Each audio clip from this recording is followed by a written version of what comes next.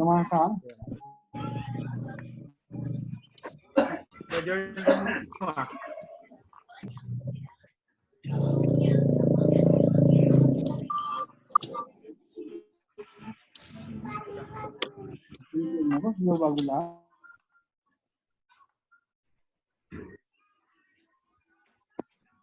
Pak, udah bisa dimulai, Pak?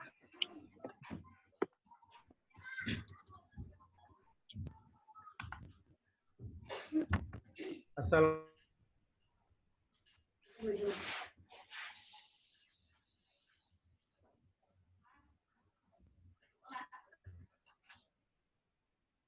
proses muted. Kenapa? Jadi buka Yang tim lo suaranya. cuma petah not responding. Jadi buka suaranya ya. All. Suara Bapak terdengar kok, Pak. Terdengar? Oh gitu. Oke. Oke, got it. Assalamualaikum Oke, Pak. warahmatullahi wabarakatuh. Waalaikumsalam. Hari ini adalah kuliah kita terakhir ya. Lalu materi kuliah kan sudah pada di copy ya? Sudah? Udah, Pak. Oke. Hari ini kita akan bicara mengenai aksiologi masalah nilai. Ya. Oke.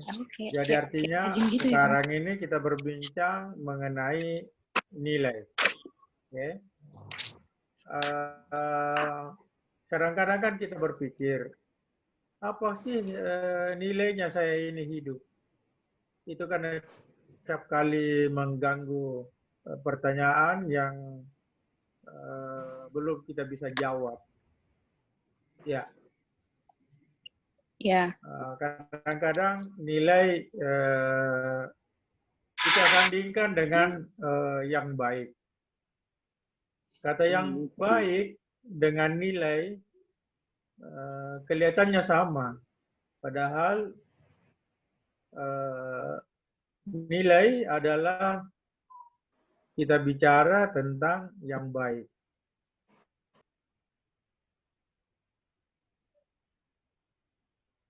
Lalu kita lihat, perhatikanlah pernyataan berikut ini. Pisau ini baik. Lalu berhubungan dengan kita, bidang kita kesehatan, kiranya baik menjadi orang sehat. Pernyataan yang kedua, dapat ubah bentuk menjadi kesehatan merupakan sesuatu yang baik. Tetapi kalimat ini pisau baik tidak dapat kita ubah bentuknya menjadi pisau merupakan sesuatu yang baik. Dalam hal ini, kesehatan itu dalam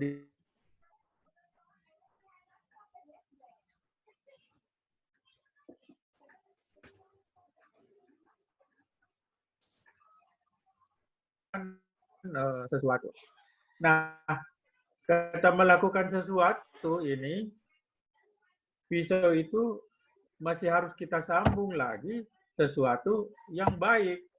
Dalam arti, kalau misalnya dipakai untuk memotong-motong daging, untuk di mana daging itu kita bisa olah menjadi makanan yang baik. Tapi pisau juga bisa dipakai untuk sesuatu yang tidak baik, katakanlah tidak baik. Contohnya yang paling konkret adalah, ya kan, bisa dapat kita pakai untuk membunuh seseorang misalnya. Nah, itulah perbedaannya antara pernyataan satu dan pernyataan kedua. Lalu pernyataan yang kedua, ya kan, kita bisa dalam hal ini kan, bahwa di dalam kesehatan itu, di dalam dirinya itu terdapat unsur kebaikan. Kemudian kita lanjut. Nilai merupakan pengertian yang lebih luas lingkupnya dengan pengertian yang baik. Nah ini kan, karena yang baik, nilai merupakan pengertian yang lebih luas dibandingkan dengan pengertian yang baik. Dan pengertian tersebut menyangkut perangkat hal yang disetujui dan yang tidak disetujui. Ya, terus. Masalah baik dan masalah nilai. Kata baik digunakan dalam arti yang berbeda dalam masing-masing pernyataan sebelumnya. Masalahnya akan bercampur aduk jika penggunaan istilah baik tersebut diberi makna setara. Saya jelaskan dulu istilah setara. Kata setara adalah nilai yang sama.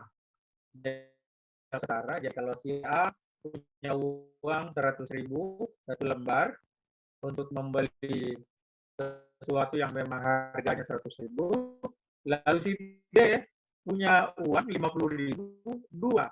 Nah, 100 dengan 50.000 ini nilai disebut dengan setara. Artinya sama, betul fungsinya, bisa kita perlakukan sebagai sesuatu yang setara gitu.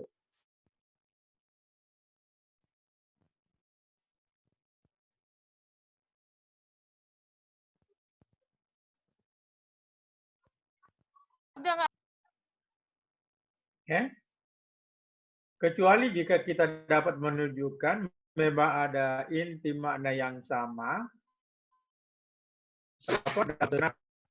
tadi jika seseorang baru saja membeli dan seorang temannya telah mendengar berapa pembayaran untuk itu, kemudian mengatakan itu adalah sesuatu pembelian yang baik. Nah, di sinilah terlihat bahwa kata baik adalah suatu atribut yang dapat diterapkan pada sesuatu yang kita nilai sebagai baik. Lalu kita lanjut bahwa ada orang baik mengandung dua makna. Makna yang pertama dibuat oleh seorang majikan mengenai seseorang yang bekerja untuknya. Dalam hal ini makna yang terkandung adalah orang yang bersangkutan bersifat efisien dan berharga untuk menjalankan macam pekerjaan tertentu. Nah, gitu kan? Nah, kemudian nilai kesusilaan. Kalimat dia orang baik mengandung dua makna, yaitu pernyataan yang menunjukkan seseorang yang cara hidupnya dapat dipakai sebagai teladan. Dalam pernyataan ini terdapat nilai lain yang tersangkut, yaitu nilai kesusilaan. Hal ini menunjukkan bahwa orang yang baik adalah orang yang mempunyai peri kehidupan yang bernilai ditinjau dari sudut pandangan kesusilaan. Artinya, pernyataan tersebut menyangkut gagasan nilai dan gagasan patut dihargai atau dijunjung. Sesungguhnya kata nilai merupakan kata jenis yang meliputi segenap macam kebaikan dan sejumlah hal lain. Nah, filsafat nilai. Aksiologi dalam bahasa aslinya, aksiologi adalah ilmu yang menyelidiki hakikat nilai pada umumnya dari sudut pandangan kefilsafatan. Di dunia ini terdapat banyak cabang pengetahuan yang bersangkutan dengan masalah nilai yang khusus seperti ekonomi, estetika, etika, filsafat, agama, dan epistemologi. Kemarin kita sudah bicara tentang epistemologi. Epistemologi itu bersangkutan dengan masalah kebenaran. Teori kebenaran juga kita sudah bicara bahwa ada sekurang-kurangnya ada 4 teori kebenaran yang kita sudah pahami bersama waktu kuliah terakhir. Hari ini kita bincang mengenai nilai. Etika bersangkutan dengan masalah kebaikan dalam arti kesusilaan, dan estetika bersangkutan dengan masalah keindahan. Nah, kita bicara tentang nilai. Nilai itu terdiri dari 2 hal, nilai intrinsik dan nilai instrumental. Nah, ini saya mau lama di sini jelaskan nilai intrinsik itu apa. Jadi kalau ada teman yang tolong satu orang atau semuanya keluarkan uang berapapun nilainya. Keluarkan uang berapapun nilainya. Sudah? Sudah? Sudah, Pak. Keluarkan uang. Sudah, Pak. Berapapun nilainya. Oke. Oke. Coba tolong satu tunjukkan berapa. Coba lihat. Ada yang bisa 50.000, Pak. tunjukkan uangnya? Oke, 50.000.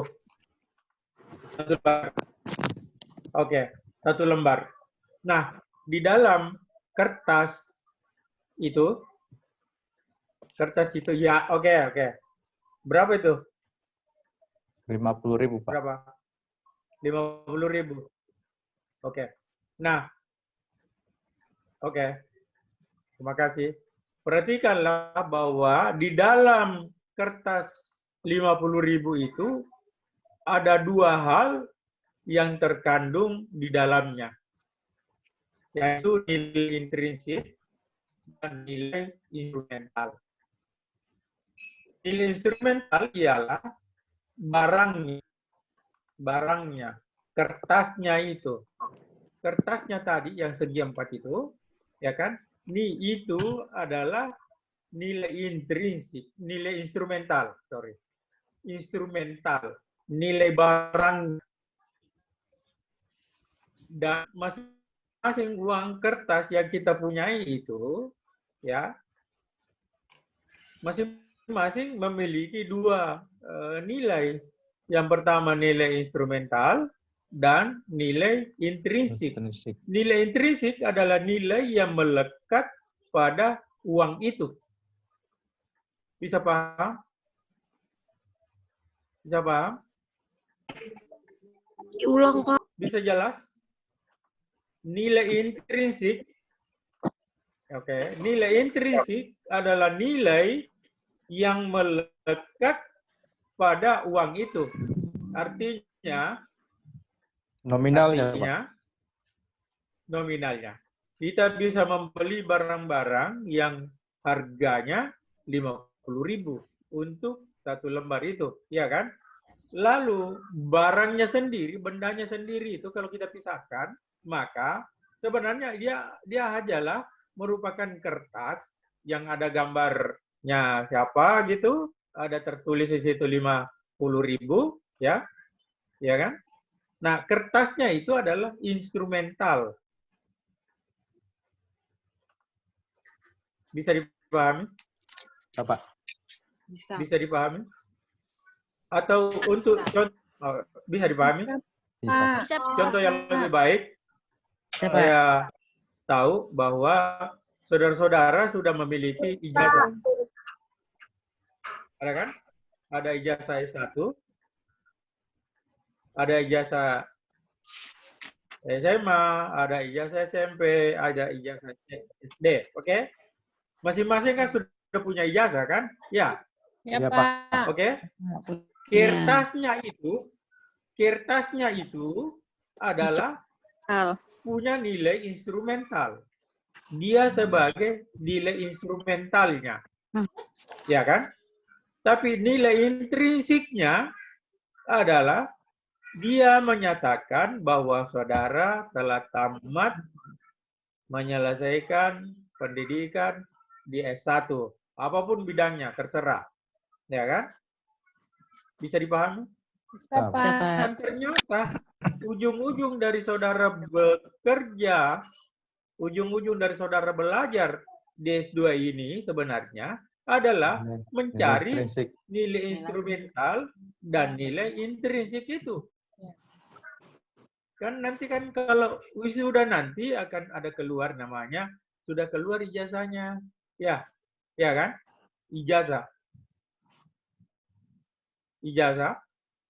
Ijazah itu kalau dipercetakan, katakanlah kalau harganya paling 20.000 satu lembar.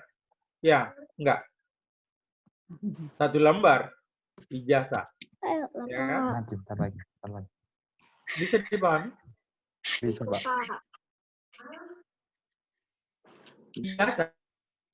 Ijazah yang saudara kejar itu, ya kan? Nanti punya nilai sama dengan nilai-nilai ijazah yang sudah dipegang sekarang, yaitu punya nilai instrumental dan punya nilai intrinsik. Intrinsik. Nilai intrinsik itu nilai yang melekat pada ijazah itu. Jadi nanti kan kalian itu berburu pada dua hal itu, nilai instrumental dan nilai intrinsik. Bisa dipahami? Bisa, Pak. Bisa, Pak. Ijazah, nilai instrumentalnya itu kalau lihat harganya, itu harganya, ya kan paling Rp20.000 kalau dipercetakan, ya kan? Tapi setelah dia ditandatangani, ada namanya saudara tercantum di situ, nilai yang melekat itu, ya kan? Nilai melekat itu, itulah yang namanya nilai intrinsik. Dan orang belajar, ya kan? Jadi dia bilang, mana buktinya? Ya kan? Mana buktinya? Mana buktinya? Ada bukti yang paling konkret adalah nilai intrinsik itu tadi. Saudara memiliki jasa, dikopi berkali-kali, dan kopiannya itu, ya kan? Meskipun kopian, meskipun hanya dikopi, itu adalah bernilai intrinsik. Jelas? Jelas, Pak. Oke. Nah, dua hal itulah yang orang berburu. Ya. Jadi nilai intrinsik dan nilai instrumental pada sebuah benda, ya kan? Pada sebuah benda. Oke.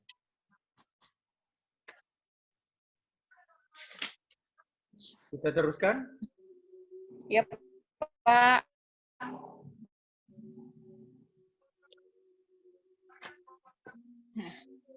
Oke, situasi nilai, kita teruskan. Situasi nilai itu meliputi suatu objek yang memberi nilai, yaitu dari segi pragmatisnya. Lalu yang kedua, suatu objek yang diberi nilai yang disebut segi semantisnya. Lalu yang ketiga, suatu perbuatan penilaian. Lalu yang terakhir, suatu nilai ditambah perbuatan penilaian. Nah, salah satu masalah yang paling sulit di dalam aksiologi adalah menentukan apakah di dalam suatu situasi nilai terdapat 3 atau 4 faktor. Nah, sejumlah makna nilai. Jadi ada 4 teori nilai sebenarnya kan. Ada 4 teori nilai. Perkataan nilai kiranya mempunyai macam makna seperti yang tampak dalam contoh-contoh berikut ini. Yang satu, yang pertama, mengandung nilai. Yang kedua, merupakan nilai. Yang ketiga, mempunyai nilai. Dan yang keempat, memberi nilai. Makna yang dikandung nilai tersebut menimbulkan 3 masalah yang bersifat umum. Apakah yang dia menamakan nilai itu? Apakah yang menyebabkan bahwa suatu objek atau perbuatan bernilai, dan bagaimanakah caranya mengetahui bila manakah sebutan nilai dapat menyebabkan orang mengambil sikap menyetujui atau mempunyai sifat nilai tertentu. Yang terakhir, memberi nilai artinya menanggapi sesuatu sebagai hal yang diinginkan atau sebagai hal yang menggambarkan nilai tertentu.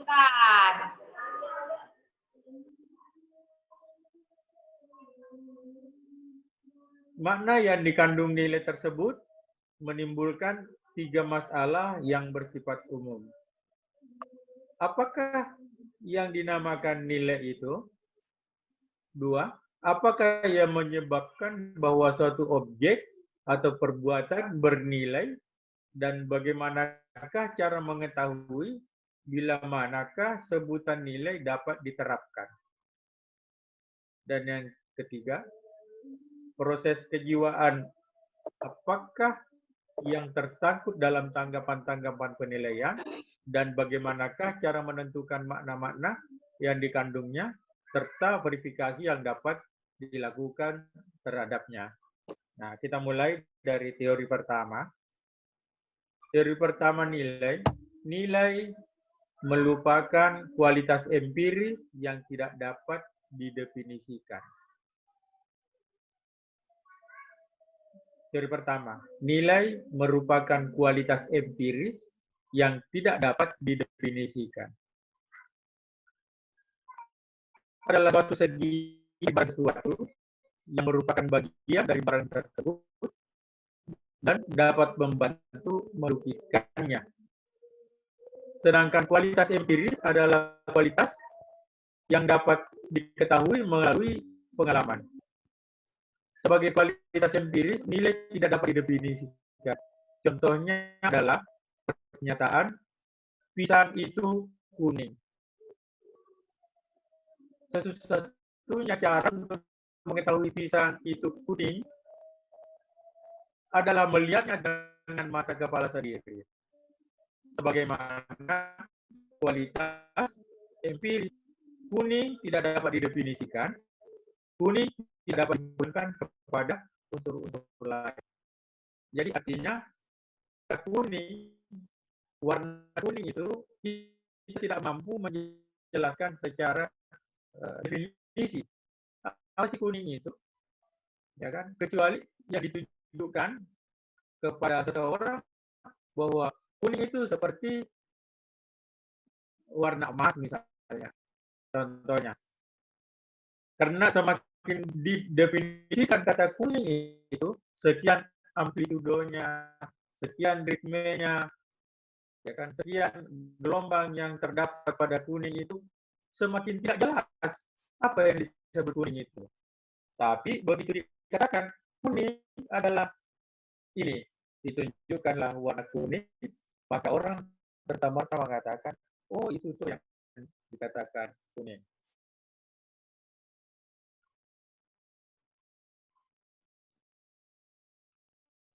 Oke, yang kedua, nilai sebagai objek suatu perhatian. Nilai sebagai suatu objek perhatian. Setiap nilai menyangkut sikap. Jika seseorang mengatakan ini baik, maka di dalamnya terdapat suatu sikap setuju. Demikian pula jika seseorang mengatakan ini jelek, maka di dalamnya terdapat nada penolakan. Jika seseorang mempertimbangkan tanggapan penilaian yang lain, yang dibuatnya mengenai suatu barang atau suatu tindakan, maka akan dijumpai semacam keadaan, perangkat, sikap, atau kecenderungan untuk setuju atau menentangnya. Oleh Perry, seorang realis Amerika, dalam bukunya General Theory of Value mengatakan bahwa sikap setuju atau menentang tersebut disebut perhatian. Oke.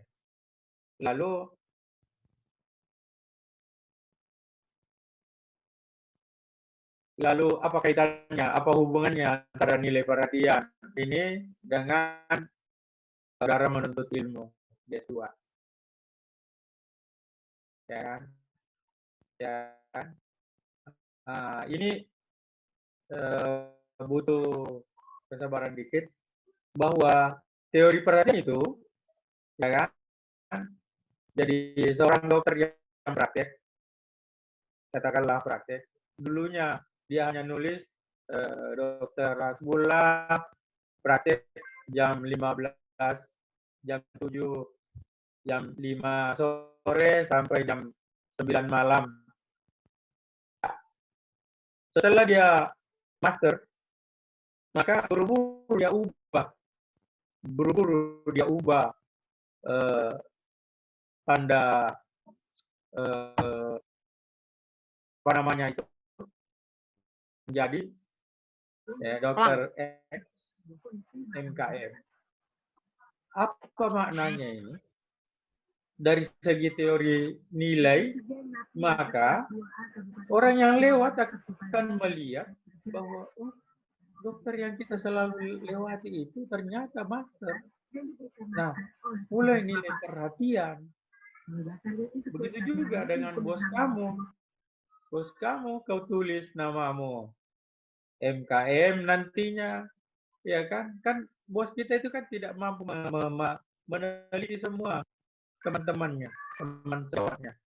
Tapi begitu ditulis MKM, artinya apa? Ada nilai di dalamnya. Semakin tinggi perhatian orang terhadap sesuatu, semakin tinggilah nilainya. Ya, begitu tuh. Jadi memang waktu kuliah pertama dulu kan saya jelaskan bahwa ya kuliah ini ada gunanya untuk menambah ilmu, menambah wawasan, menambah teman.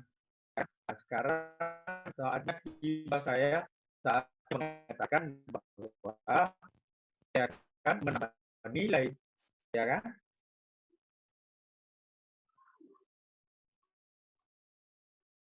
Jadi jangan malu-malu nanti.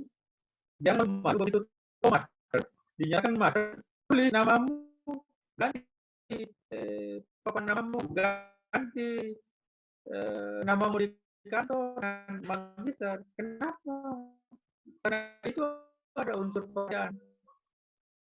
Semakin di orang perhatiannya, ya kan, semakin meningkatlah nilai yang terhadap pada orang itu. Itu teori nilai.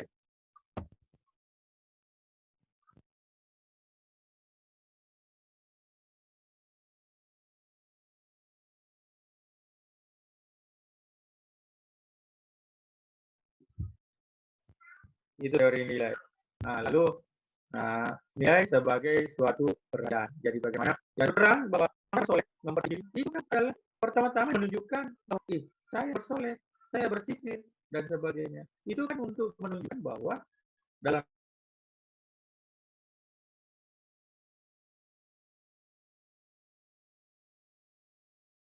artian, ya, maka meningkatlah nilai yang teori grafis nilai. Nilai sebagai hasil pemberian nilai menurut Dewey, ini dibaca Dewey, Suatu objek dianggap bernilai bukan karena seseorang memiliki kepentingan tertentu, melainkan satu kualitas yang terdapat di sekitar objek. Itulah yang menyebabkan orang menanginya sebagai sesuatu yang bernilai. Nilai bukanlah sesuatu yang dicari untuk ditemukan. Nilai bukanlah sesuatu benda atau kata sifat. Masalah nilai berpusat di sekitar memberi nilai. Itu nilai pragmatis. Dan biasanya nilai pragmatis ini ya kadang-kadang ada yang bersifat negatif, kadang-kadang karena apa juga kalau kata berguna, ya berguna untuk siapa? Siapa tahu berguna untuk hal-hal yang negatif, maka saya harapkan bahwa teori pragmatis mengenai nilai tidak dikedepankan. Kenapa? Karena dia bisa saja menyangkut hal-hal yang negatif. Oke, kemudian hubungan sarana dan tujuan. Dewey dalam teori of value menyatakan bahwa pemberian nilai menyangkut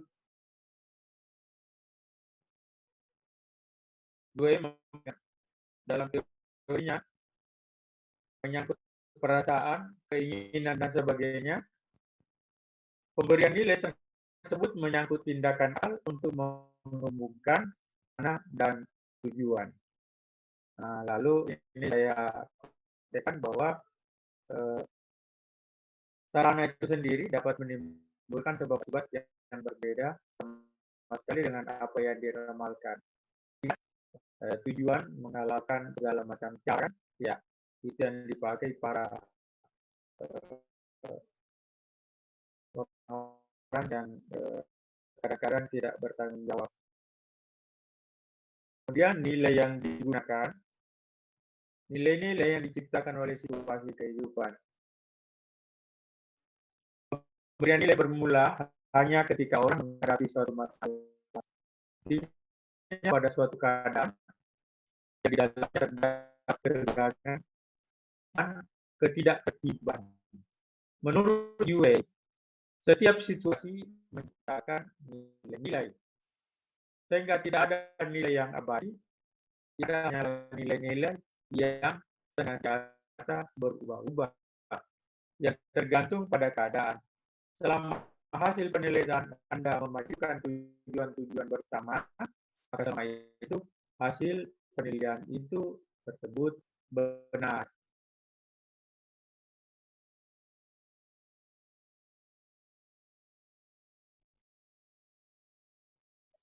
Ya, nilai-nilai yang diciptakan oleh situasi kehidupan.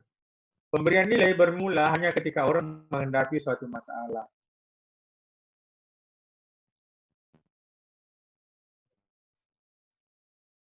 Ya, ketidaksepakatan mengenai nilai-nilai. Menurut Dewey, ada macam ketidaksepakatan terhadap nilai-nilai, yaitu ketidaksepakatan faktual, ketidaksepakatan semu. Ketidaksepakatan faktual merupakan ketidaksepakatan mengenai cara yang dikehendaki dalam tujuan. Sedangkan ketidaksepakatan semu merupakan ketidaksepakatan dalam hal tujuan tertentu.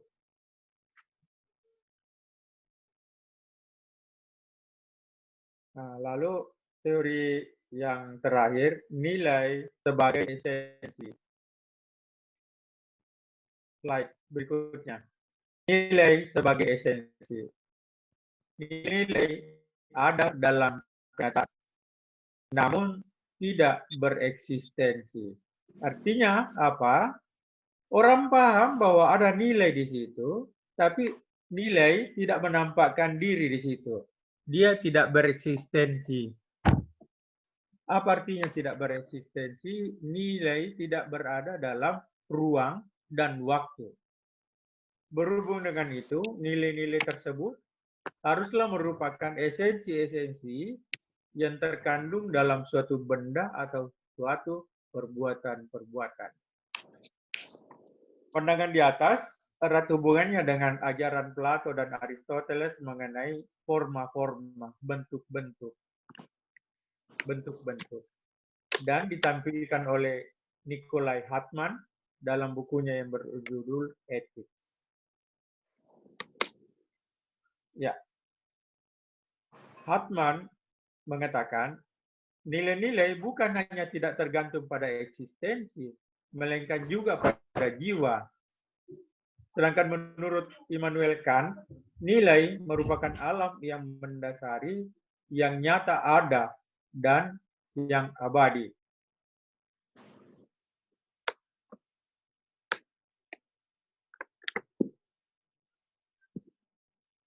Ya. Nah, okay. Ya. Nah, ini jadi kita sudah bicara mengenai 4 teori tentang nilai, ya kan? Teori pertama dikatakan bahwa nilai adalah sesuatu objek yang tidak dapat didefinisikan. Nilai merupakan kualitas empiris. Jadi ada yang mengatakan itu adalah konkret. Nah, di lain pihak terakhir, ya kan, dikatakan nilai sebagai esensi bahwa dia tidak tampak, ya kan. Lalu 2 yang di tengahnya, nilai sebagai suatu objek perhatian. Nah, lalu kadang-kadang ini saya juga mengubahnya menjadi nilai sebagai objek suatu kepentingan. Nilai sebagai sesuatu objek kepentingan. Jadi semakin kita cari sesuatu, itu menunjukkan bahwa kita menganggap sesuatu itu sangat bernilai. Nah, inilah kaitannya. Jadi apabila kita sekarang sedang menjaga kesehatan, ya kan? Artinya apa? Kita tutup mulut, keluar rumah, ya kan, kita jaga jarak dengan orang lain. Nah, ini kan semua bermuara bahwa ya kan, secara esensial kesehatan itu bernilai, ya kan? Kenapa bernilai? Karena itu yang kita cari, itu yang kita pertahankan. Nah, apa-apa saja yang kita cari, kita pertahankan, maka dalam teori nilai tadi itu ada sesuatu yang bernilai.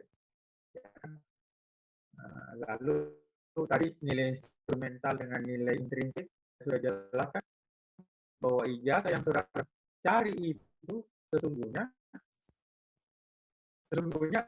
adalah suatu nilai. Ya. Oke. Ada pertanyaan? Ada pertanyaan? Oke, kami persilahkan kepada mahasiswa yang ingin bertanya, boleh langsung di chat atau dihidupkan mikrofonnya.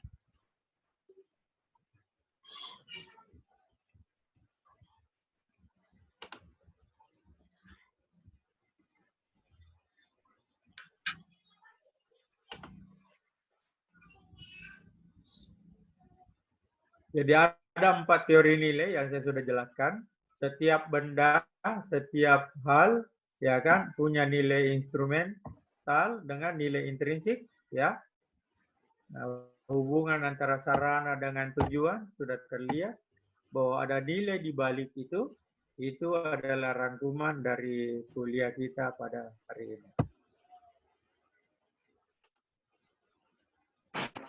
Tidak ada pertanyaan? Kalau ada yang mau bertanya, nanti di WA saja pada saya, nanti saya akan jawab. Nomor saya sudah tahu kan, 08 2345 30 28 17. Insya Allah kalau bertanya lewat WA akan saya jawab karena ini maaf sudah waktu maghrib di Makassar. Sudah waktu maghrib di Makassar, saya harus sholat maghrib. Dan kalau ada yang mau bertanya, nanti di WhatsApp. Ya. Boleh, Prof, Oke, Adnan diulangi. sudah tahu? Sudah? Boleh, Prof, diulangi nomor handphonenya biar saya ketikkan untuk mahasiswa yang ingin bertanya nanti, Prof. 08 Ya, Prof. 08 Ya. 23 Ya, Prof. 45 30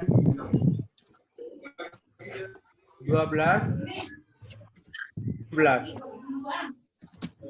Baik, Prof. Kira-kira ada yang ingin bertanya, Bapak dan Ibu?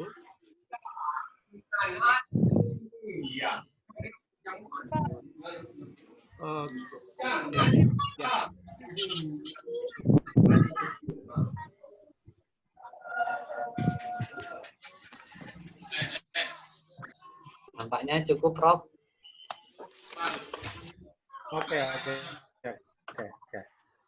Terima kasih atas perhatiannya. Sekian. Assalamualaikum warahmatullahi wabarakatuh. Waalaikumsalam. Terima kasih, Pak.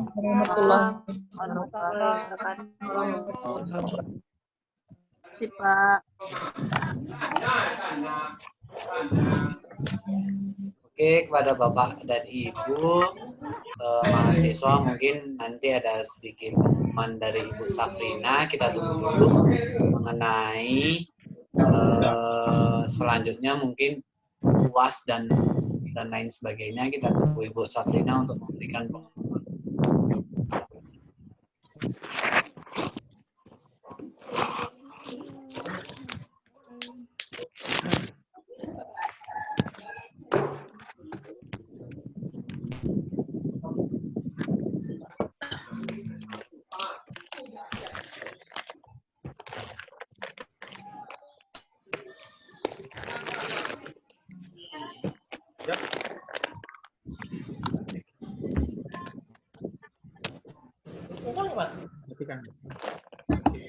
Matikan dulu.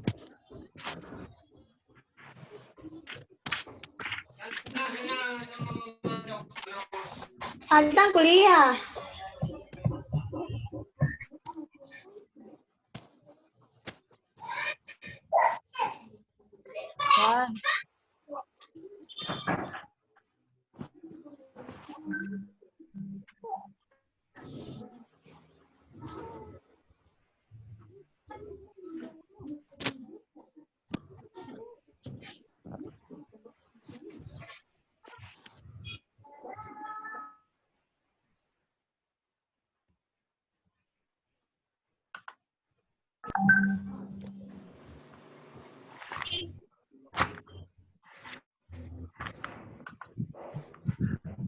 Bapak tadi kayaknya di end meeting kan aja, nanti pengumuman dibuat di grup kelas aja. Oke, berarti Bapak dan Ibu untuk selanjutnya karena ini pertemuan terakhir kita cukupkan sampai di sini. Jadi mungkin nanti ada beberapa pengumuman biar disampaikan oleh Ibu Safrina melalui grup WhatsApp ibu-ibu semua dan bapak semua. Mungkin ada kaitannya dengan pemilihan peminatan program studi karena Ibu sudah semester 1. Kemungkinan ke depan kita sudah mungkin berbeda kelas, sudah dibagi kelasnya. Kita coba tetap tawarkan ada 5 peminatan, tetapi nanti untuk pertanyaan mengenai peminatan boleh Ibu ajukan di grup WhatsApp supaya lebih intensif. Mungkin akan dibantu dijawab oleh Ibu Safrina. Jadi untuk pertemuan kali ini atau perkuliahan di minggu ini kita cukupkan. Saya pesan kepada Bapak dan Ibu semua sering-sering update handphonenya walaupun dari jarak jauh agar mendapat informasi terbaru dari program studi. Baik itu nanti yang sifatnya UAS ataupun yang sifatnya tugas ataupun dan lain sebagainya. Nanti ataupun berkaitan dengan pembayaran uang kuliah dan lain sebagainya bisa diinformasikan secepatnya. Saya rasa seluruh mahasiswa sudah boleh tanya nggak, Pak? Ya, Bu. Kenapa? Iya, KRS belum selesai kemarin, Pak. Yang belum Oke. diperbaiki gimana ya, Pak? Oke, nah itu nanti boleh Ibu silahkan ditanyakan di grup. Ada grup WhatsApp-nya ya, Bu ya? Ada Pak Rian juga ya, Bu? Nanti mungkin akan dibantu oleh Pak Rian dan Ibu Safrina. Nah, nanti terkait keluhan-keluhan mahasiswa boleh nanti langsung ditanyakan dan dibahas di grup. Karena ini sifatnya terbatas, jadi mungkin saya akhiri. Semoga sehat selalu mahasiswa yang di dalam kota, mau di luar kota, dan lain sebagainya. Saya akhiri. Assalamualaikum warahmatullahi wabarakatuh. Terima kasih, Pak. Selamat sore. Terima kasih. Waalaikumsalam. Terima kasih, Pak. Sehat-sehat kita semua, Pak. Waalaikumsalam warahmatullahi wabarakatuh.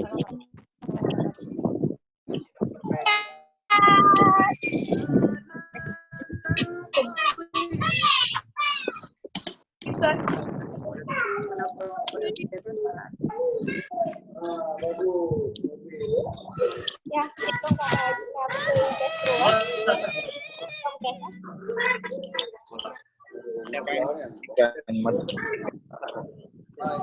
karena ladong-ladong ngajak Castro beli ini ya rawaknya mas. Ladong-ladong ngajak Castro.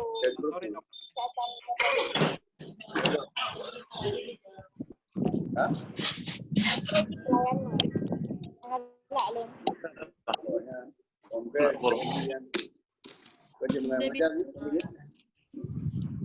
Pejabat Dinkes. Teman-teman. Ya, tawat ya.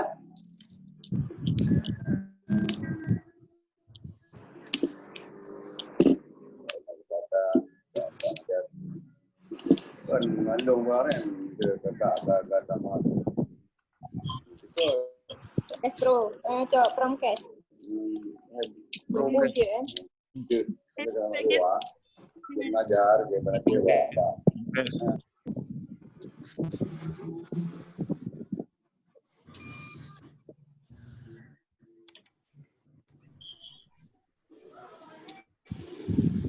Bang Jay, ambil apa Jay?